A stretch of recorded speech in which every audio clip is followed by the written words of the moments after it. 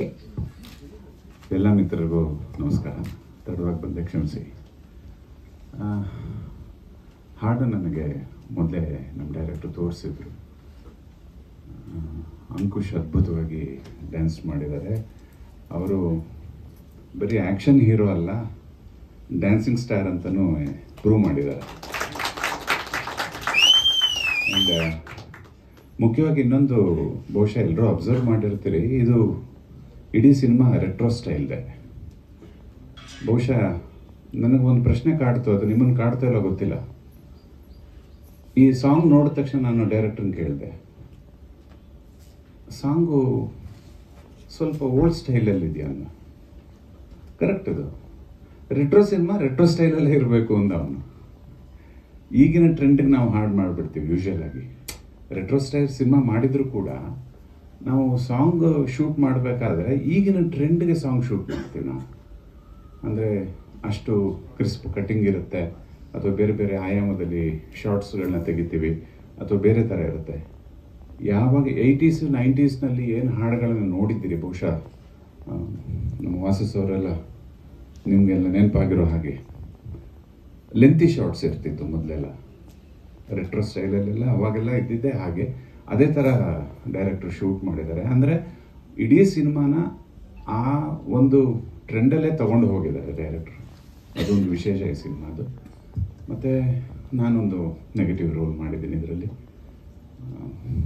ಬೀರಾದರಣ್ಣ ನನಗೆ ತುಂಬ ಗೈಡೆನ್ಸು ಕೊಟ್ಟಿದ್ದಾರೆ. ಸೀನಿಯರ್ ಜೊತೆ ಕೆಲಸ ಮಾಡಿದ ಖುಷಿ ಇದೆ, ಹೆಚ್ಚೇನು ಇಲ್ಲ ಎಂದು. ಎಲ್ಲ ಹೀರೋ ಮತ್ತು ಹೀರೋಯಿನ್ನು ಡೈರೆಕ್ಟ್ರದೇ ಸಿನಿಮಾ ಇದು. ಹೊರಟು ಮೊದಲಿಗೆ ಮಾಧ್ಯಮ ಮಿತ್ರರಿಗೆ, ಪತ್ರಿಕಾ ಬಳಗಕ್ಕೆ ಹಾಗೂ ಇಲ್ಲಿ ಬಂದಿರತಕ್ಕಂಥ ಎಲ್ಲರಿಗೂ ನನ್ನ ಶಿರಸಾಷ್ಟಾಂಗ ನಮಸ್ಕಾರಗಳು.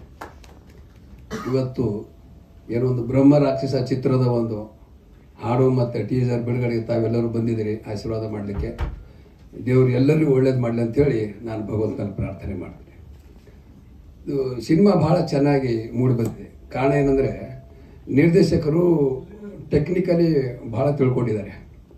ಹಾಗೆ ನಾವಂತೂ 24 ಚಾನಲ್ ರಾತ್ರಿ ಹಗಲು, ಅದು ಉಡುಪಿ ಇರ್ಬೋದು, ಕುಂದಾಪುರ ಇರ್ಬೋದು, ಮೈಸೂರು ಇರ್ಬೋದು, ಬೆಂಗಳೂರು ಇರ್ಬೋದು, HMT ಇರ್ಬೋದು, ಎಲ್ಲಿದ್ದರೂ ಕೂಡ ಹಗಲು ರಾತ್ರಿ ಸತತವಾಗಿ ಭಾಳ ಚೆನ್ನಾಗಿ ಮೂಡಿ ಬಂದಿದೆ. ಮತ್ತು ಈ ಕಥೆಗೆ ತಕ್ಕಂತೆ ಎಲ್ಲ ಪಾತ್ರಗಳ ಆಯ್ಕೆಯೂ ಭಾಳ ಚೆನ್ನಾಗಿದೆ.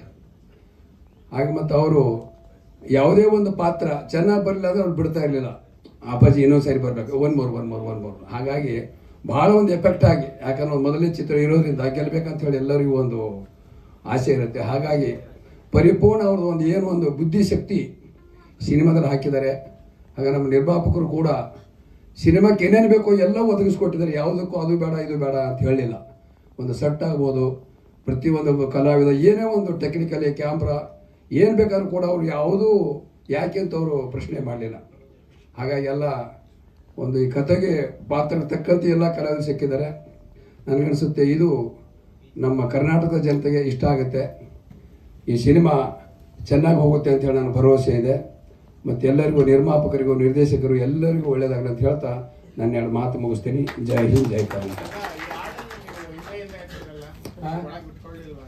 ಸರ್ ಇಲ್ಲ, ಅವರು ಮುಂದಿರ್ತಾರೆ.